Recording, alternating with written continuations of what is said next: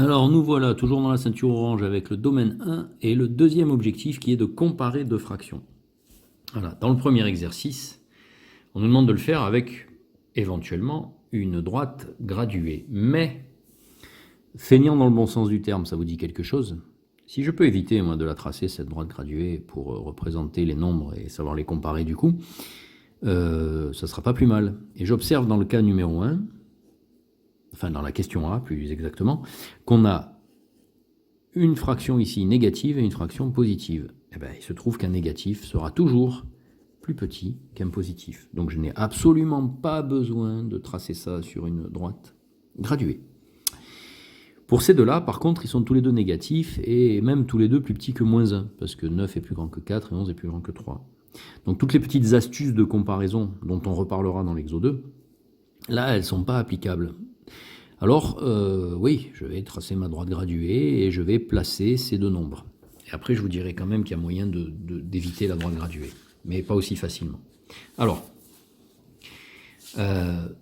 moins 9 quarts.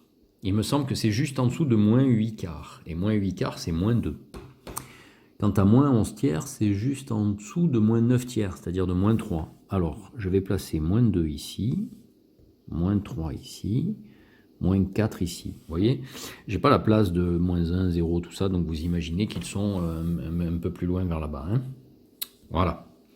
Alors, qu'est-ce que j'ai fait en fait? J'ai préparé cette droite graduée en coupant chaque segment unité en 12 parts égales. Et pourquoi? Parce que j'ai des douzièmes à placer là. Enfin, non, je retire ce que j'ai dit. C'est pas que j'ai des douzièmes à placer, mais il faut que je sois capable de couper mon segment unité à la fois en 4 et en 3. Et donc le multiple commun, le premier multiple commun de 4 et de 3, c'est 4 fois 3, 12. Voilà. Donc si je peux partager mes segments unités en 12, je peux les partager en 4 et en 3. Alors, les tiers, ils prennent 4 carreaux.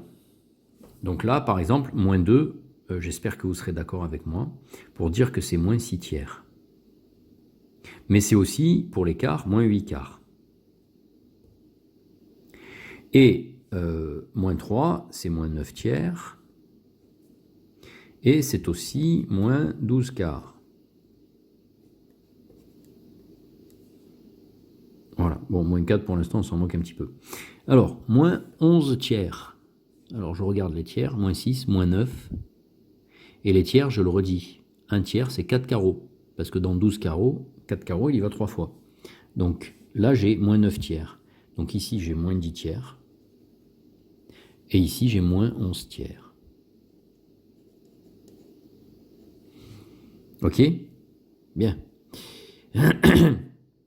Et je recompte dans l'autre sens si tu veux, hein, moins 11 tiers, moins 10 tiers, moins 9 tiers, moins 8 tiers, moins 7 tiers, moins 6 tiers, et ainsi de suite. Là, on aurait moins 5 tiers. Quant à moins 9 quarts, je regarde les quarts, moins 8 quarts, moins 9 quarts. Un quart, c'est cette fois 3 carreaux. Parce qu'il faut qu'il y ait 4 fois dans 12, donc c'est 3 carreaux. Et donc moins 8 quarts, moins 9 quarts. Alors, il va de soi que moins 9 quarts est plus grand que moins 11 tiers. Ça y est, on les a comparés grâce à la droite graduée. Mais, pourquoi n'avions-nous pas besoin finalement de droite graduée?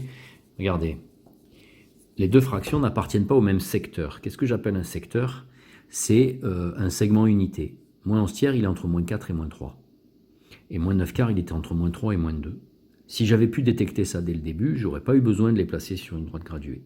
Alors comment je pouvais détecter ça? Regardez, ça va bien se passer, vous allez voir. Moins 9, je vais l'encadrer entre deux multiples de 4, parce que ce sont des quarts, entre deux multiples de 4 consécutifs. Eh bien, moins 8 est celui qui vient juste après, et celui qui vient juste avant, c'est moins 12. Voilà. Moins 9, il est bien compris entre moins 12 et moins 8. J'ai choisi ces deux-là, j'aurais pu dire moins 10 et moins 8, les deux entiers qui encadrent moins 9. Mais non, je voulais des multiples de 4. Voilà, il y a bien un écart de 4 entre ces deux-là. C'est parfait. Donc maintenant, cette double inégalité-là, si je divise tout par 4, je ne la modifie pas, ça reste rangé dans le même ordre. Donc moins 12 quarts moins 9 quarts est plus petit que moins 9 quarts, qui est lui-même plus petit que moins 8 quarts. C'est-à-dire que moins 9 quarts est compris entre moins 12 quarts et moins 8 quarts. Et maintenant, ces deux-là, je peux les simplifier. Moins 12 quarts, c'est moins 3 en fait. Et moins 8 quarts, c'est moins 2. Voilà. Donc je peux dire que moins 9 quarts est compris entre moins 3 et moins 2. Je me retrouve avec deux entiers consécutifs cette fois-ci, pour la fraction elle-même. Mais je refais la même avec l'autre, moins 11. Mais je cherche cette fois deux multiples de 3. Attention, 3, il est là, 3. Consécutifs.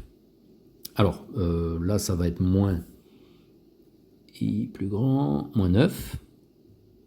J'avais tracé mon trait de fraction, mais c'est trop tôt. Et là, moins 12 encore. Voilà, il y a bien 3 d'écart entre ces deux-là, et ils encadrent bien moins 11. Bien. Maintenant, je passe aux fractions. Ça veut dire que moins 11, il est compris entre moins 12 tiers, enfin, moins 11 tiers, pardon, est compris entre moins 12 tiers et moins 9 tiers. Je peux simplifier les deux fractions qui sont les bornes de mon intervalle, et donc ça me donne moins 4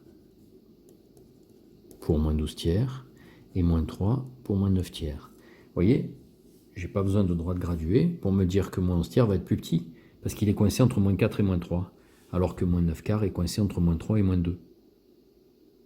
Voilà, comment on aurait pu s'en sortir sans demi-droite graduée. Et ça va être la même chose pour C. Hop, alors j'ai pas anticipé, j'ai pas tracé ma droite graduée. On a aussi des quarts et des tiers, hein, donc là encore, on va s'amuser. 2, 4, 6, 8, 10, 12. 2, 4, 6, 8, 10, 12. Et puis ainsi de suite.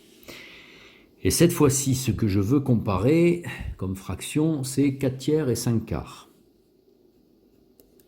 Là encore, les astuces habituelles ne fonctionnent pas. On a deux fractions qui sont plus grandes que 1, c'est sûr. Alors 4 tiers, j'ai l'impression qu'elle est légèrement plus grande que 1. Donc j'ai besoin de placer 1 ici, 2 ici, 3 ici. 1, c'est 3 tiers. Et donc, et c'est 4 quarts.